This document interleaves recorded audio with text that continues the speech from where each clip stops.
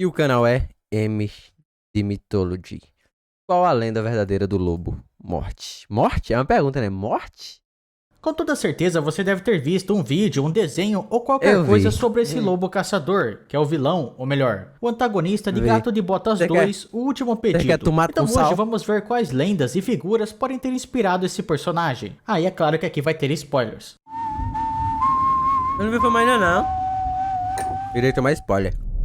Se você for novo no canal, se inscreve aí, deixa o seu like também, porque isso me anima muito pra continuar fazendo os vídeos, beleza? Se você puder me ajudar ainda mais, usa o botão valeu que tá aí embaixo em formato de coraçãozinho, e você pode me doar qualquer quantia com ele. E também você pode se tornar membro do canal, que aí você tem acesso antecipado aos vídeos e ao Discord do canal. Da hora.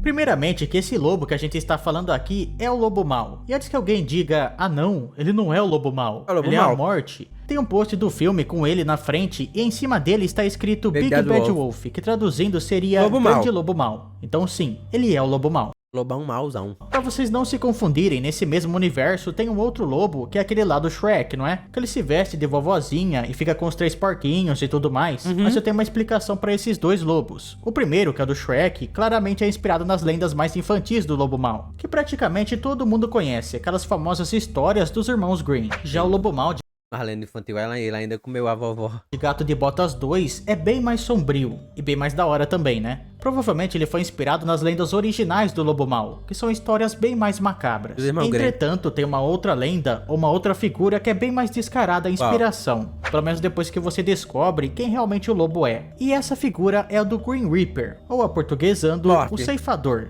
É muito foda esse visual dele, mano. Isso porque o lobo usa um capuz escuro, tem 2 espadas que parecem muito 2 foices e, é claro, tem o nome dele, que é Morte. Vamos falar um pouco agora sobre o Grim Reaper. O Grim Reaper, ou Ceifador, é uma das várias figuras que existem no mundo e na história para representar a morte. Normalmente, quando ele aparece em um desenho, ou em uma série, um filme ou qualquer coisa, ele está na sua forma de esqueleto, ou alguém muito magro, que usa um capuz escuro e carrega uma foice para ceifar as almas. O Grim Reaper pode ter surgido durante o século XIV. Era nessa exata época que a Europa estava sofrendo com a peste negra, ou peste bubônica. E essa era até então a pior crise envolvendo uma doença, com vários surtos ocorrendo um atrás Dá medo pra caralho essa máscara que o médico usava, hein, boy? do outro. Então os europeus só não conheciam a morte como ela estava sempre presente em qualquer lugar que eles olhassem. A morte fazia parte do dia a dia deles. Então é claro que eles acabariam achando um jeito de representá-la fisicamente. Mas por que então um capuz, uma foice e um esqueleto fariam parte dessa criatura? Bem, o esqueleto representa a forma do corpo depois da morte. O capuz e a roupa negra faziam referência à presença dos sacerdotes que faziam os ritos funerários. Legal pra caralho a história do símbolo da morte do ceifador. A foice pode ser relacionada a muita coisa, por exemplo... Isso aí claramente é mentira. Eu já assisti Bleach e o ceifador da morte ele tem um cabelo laranja. Ele tem uma espada bem grandona, que é com as 2 mãos. Então eu acho que eu vou acreditar nisso aí, Exemplo, a maioria que morria naquela época era camponesa. Então, assim como eles ceifavam suas plantações, a morte ceifava suas almas. Outra explicação pode ser também relacionada ao deus Cronos, ou Saturno da mitologia grega e romana, que tinha uma foice e representava o tempo, representava as colheitas e até engoliu seus próprios filhos, mostrando que ninguém estava a salvo do tempo. Tá, a gente entendeu quem que é o Grim Reaper, mas então por que foi escolhido um lobo e não um esqueleto para ser a morte em Gato de Botas? Mitologicamente falando, tem algumas figuras que são lobos que representam a morte. Por exemplo, o Fenrir na mitologia nórdica é a morte do Odin, e tem o Anubis na mitologia egípcia, mas no caso ele seria mais um chacal. Mas na minha opinião, o lobo foi escolhido muito mais realmente não tem nada a ver com o lobo aí não. pela presença dele no conto de fadas. Afinal de contas, em algumas histórias, as originais no caso, ele representa a morte de vários personagens, como vocês vão ver agora.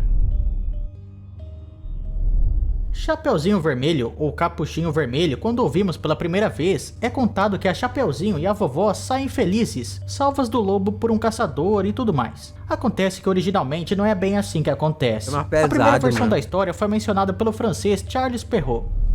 A Chapeuzinho Vermelho era uma jovem muito bonita, a sua mãe a amava muito e a sua avó ainda mais. Então um dia a mãe de Chapeuzinho preparou um bolo, pegou um pote de manteiga e disse para que ela levasse até a casa de sua avó. que morava em um É outro muito pesado vilarejo. essa porra. A menina então imediatamente começou o seu caminho, até que em um certo momento ela encontrou um lobo. Esse lobo pensou em devorar ela ali mesmo, porém, como tinha alguns leadores pela redondeza, ele começou a conversar e perguntou onde ela ia. A menina, como não sabia do perigo que estava ocorrendo, disse que ia para a casa de sua avó levar um bolo e manteiga. O lobo perguntou aonde essa avó morava, e a Chapeuzinho não só disse que ela morava em um outro vilarejo, como deu até mesmo um ponto de referência. Disse que ela morava na primeira casa É o entregador, é o entregador, é. Não, mora ali, ó, ali, ó. Ali, ó, de frente ao posto, ali, ó, ali, ó. É no posto Ipiranga? Ali do lado. da aldeia que vinha depois do moinho.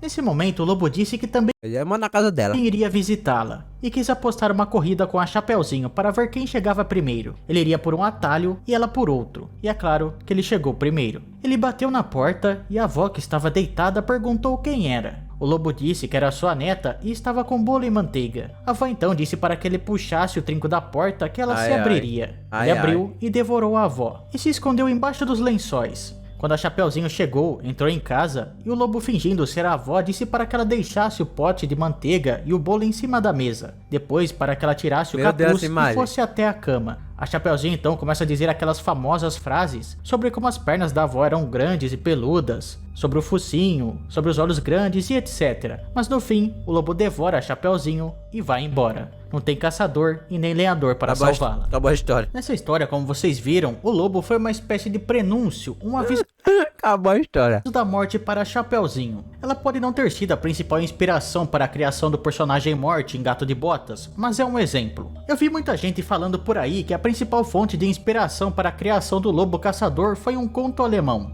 Entretanto, né, a maioria não fala qual conto é esse, não diz o nome. Os poucos que falam diz que se chama O Lobo e as Crianças, ou O Lobo e a Criança, enfim. E existe realmente um conto que tem um nome mais ou menos assim, que se chama O Lobo e as 7 Crianças, que foi coletado pelos irmãos Grimm. A versão original Essa não é das ovelhinhas? dele eu não achei, mas parece ter pertencido à família Hasenflug. Outros lugares dizem que esse conto teria sido inspirado em uma outra história de uma criança que foi devorada por um tipo de fantasma, mas enfim, eu não tenho Pra mim, essa era do lobinho. certeza porque eu não achei muito As sobre. ovelhinhas. Entretanto, o conto dos irmãos Grimm, que é bem estranho também, acontece da seguinte maneira. As 7 crianças. Ah, esse 7 cabritinhos aí, Era ó. uma vez uma velha cabra que Aí, tinha ó. 7 filhos pequenos e amava todos eles. Mas um certo dia ela tinha que sair para ir à floresta buscar comida. Então ela chamou os seus filhos e avisou elas que ia sair. E disse para que eles ficassem muito atentos ao lobo, que se ele entrasse na casa ele devoraria todos eles. A pele, os pelos, tudo. Disse que ele Até lembrei como é essa história aqui agora. Até lembrei, mano. Até lembrei do final. tentava sempre se disfarçar, mas dava para reconhecer a sua voz, que era áspera, e os pés, que eram escuros. As crianças disseram que ela poderia ficar tranquila e fosse embora, que eles tomariam muito cuidado com esse tal lobo. Então a velha cabra foi para a floresta, deixando os 7 cabritinhos sozinhos. Não demorou muito e alguém bateu na porta. Os filhos perguntaram quem era, e a voz respondeu dizendo que era a mãe deles para que eles abrissem a porta. Mas as crianças reconheceram aquela voz áspera, não era uma voz gentil e suave Então, como né? a da mãe deles. Então. Com certeza, aquele lá era o lobo. O lobo ficou muito frustrado, mas ele foi até um vendedor, comprou um giz, comeu e deixou a sua voz mais suave. Um giz? Foi novamente até a casa dos cabritinhos e bateu na porta. Dessa vez eles até acreditaram, porém, quando ele colocou a sua pata para dentro, eles perceberam que elas eram escuras. Então fecharam novamente a porta. O lobo foi até um construtor e pediu para que ele passasse massa nas suas patas porque elas estavam quebradas. O construtor disse que não iria fazer isso porque ele achou muito estranho, porém o lobo disse que caso ele não fizesse, ele que seria devorado. Então agora, com as patas parecendo brancas, ele foi novamente até a porta dos cabritinhos, bateu na porta, falou que era a mãe deles e eles acreditaram. Quando olharam para as patas, elas estavam brancas. Cabrito é muito ingênuo, mano. Meu Deus do céu, muito ingênuo. Então eles pensaram que realmente fosse a mãe deles, e o lobo entrou na casa. Quando as crianças perceberam que era o lobo na verdade, elas ficaram desesperadas e foram se esconder em vários lugares. Um pulou embaixo da mesa, o segundo na cama, o terceiro no fogão, o quarto na cozinha, o quinto no armário, o sexto embaixo da pia e o sétimo na caixa do relógio. Mas o lobo encontrou todos e sem muito problema engoliu todos. Entretanto, ele não achou o filho mais novo que estava na caixa dos relógios. Então não encontrou todos, mano. É de mitologia, você conta a história direito, velho. Falou, ele encontrou todos. Aí eu já fiquei na cabeça, mano. Se eu não me engano, o da caixa do relógio sobreviveria. Mas o da caixa dele. E o 7º na caixa do relógio. Mas o lobo encontrou todos. Todos os 6. E sem muito problema, engoliu todos. Entretanto, ele não achou o filho mais novo que estava na caixa dos relógios. Depois disso, ele foi descansar embaixo de uma árvore. Quando a mãe voltou, ela viu a porta escancarada e tudo revirado. Ela achou o seu filho mais novo que contou tudo o que tinha acontecido. Então a mãe saiu procurando o lobo e achou ele dormindo embaixo da árvore. Ela abriu a barriga dele, tirou os seus filhos e encheu a barriga do lobo de pedras. Quando ele acordou, ele estava com muita sede. Mas essa é a história original. Então ele vai até um poço para tentar beber água. Mas quando ele se inclina, cai, as pedras fazem com que ele caia dentro do poço. O lobo fica desesperado, mas as pedras puxam ele para baixo. E no fim, ele morre afogado. Sim. O mais macabro de tudo é que nessa última parte, a cabra e os seus 7 filhos estão dançando em volta do poço, dizendo que o lobo está morto. Bem, essa história, como vocês puderam ver, em base é a mesma coisa da Chapeuzinho. Não, essa é a original. Vermelho. Até a moral da história seria igual, que você não deve conversar com estranhos, ou no caso dos 7 cabritinhos, você não deve abrir a porta para estranhos. E o vilão da história é o mesmo, o lobo mau. E assim como no filme do Gato de Botas, ele está sempre tentando ir contra o protagonista, tentando matar ele. E no final das histórias, ele está sempre ensinando uma lição. Bem, agora a gente entendeu por que a escolha foi o lobo mau e por que ele é a morte no filme. Mas e a principal característica dele? Ele não contou não, qual era não. Se eu não me engano, eu já vi, tá? Pode ser também, não pode ser, não posso ter recebido uma informação falsa.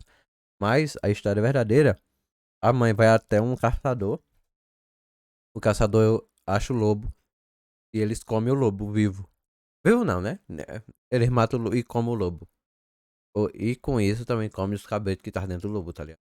Que aquele assovio. Bem, para isso eu pensei em 2 possibilidades. A primeira é que eles colocaram no filme simplesmente para ficar mais sombrio, e a segunda é que eles podem ter tirado isso de 2 histórias. A primeira delas é uma muito famosa, que é dos 3 porquinhos. O assovio do lobo é para indicar que ele está chegando, que a morte está chegando. E na história dos 3 porquinhos, quando ocorre o sopro do lobo, também é o indício da morte. Mas vamos ver a versão original do conto, que aí vocês vão entender melhor.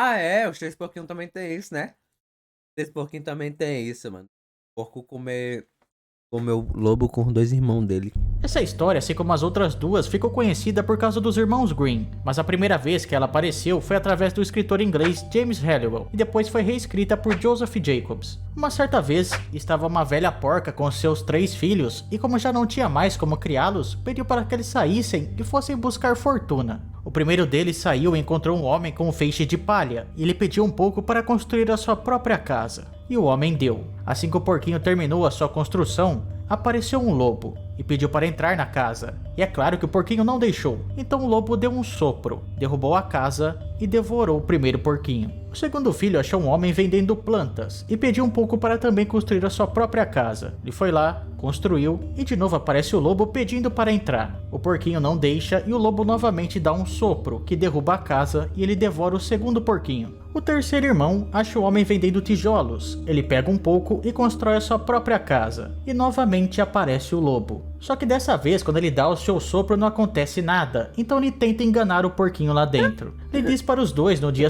imagina o lobo lá na janela seguinte irem buscar nabos, manteiga e uma batedeira em uma feira que tinha ali perto. O porquinho concorda, porém, no dia seguinte ele vai antes do lobo chegar. Quando o lobo fica sabendo disso, ele fica furioso e tenta entrar pela chaminé para devorar o porquinho. E bem, a partir desse momento a história fica muito bizarra. O porquinho tinha deixado um caldeirão fervente embaixo da chaminé. O lobo cai dentro, o porquinho tampa o caldeirão e a janta acaba virando o próprio lobo que tinha comido seus irmãos. No caso, não tem bem um assovio na história, né? Mas vocês entenderam um paralelo com o sopro do lobo. Ah, mas o sopro, normalmente ele faz um lobo, né? Bem, além dessa história dos 3 porquinhos, tem também uma outra, que não é bem um conto, é mais uma parábola, eu não sei. Mas ela se chama O Menino e o Lobo. Segundo essa história, tinha um menino que estava cuidando de um rebanho de ovelhas. E seus pais tinham dito que se ele visse um lobo chegando, era para ele assoviar. Ou segundo outras versões, gritar. Mas o menino sempre enganava as pessoas. Ele assoviava sem ter visto o lobo, e quando as pessoas chegavam para ajudar, ele estava deitado no chão, dando risada. Mas uma hora ele realmente viu o lobo, e quando assoviou, ninguém veio para ajudar. Ele tentou sozinho espantar o lobo, mas ele foi mordido e quase morreu. E quando ele chegou em sua casa todo machucado para contar o que tinha acontecido, a sua avó disse que quando alguém conta uma mentira, sempre vão achar que ele é um mentiroso. Ah, galera, eu tava quase esquecendo de uma outra história, que se chama O Lobo e o Menino, que é até parecido com a história que eu acabei de contar, né? Mas pode se chamar também O Lobo e a Criança, O Lobo e o Garoto, Ah, isso eu nunca ouvi, não. e por aí vai. Onde o lobo sempre toca uma flauta antes do banquete, que também pode ter uma relação aí com a assovio do lobo do filme. Bem, galera, o vídeo foi esse, eu espero que vocês Eu queria saber, mano, a história. tenham gostado. Não esqueça de avaliar o vídeo, deixando o like ou dislike, Eu queria se inscrever saber. no canal, deixar aí nos comentários algum assunto para um próximo vídeo, hein? Valeu! Esse canal é bom, mano. Esse canal é bom, o canal é bom. O canal dele vai estar na descrição, mano. Já deixou o like já. O canal dele vai estar na descrição, mano. Eu preciso assistir esse gato de bota, na moral.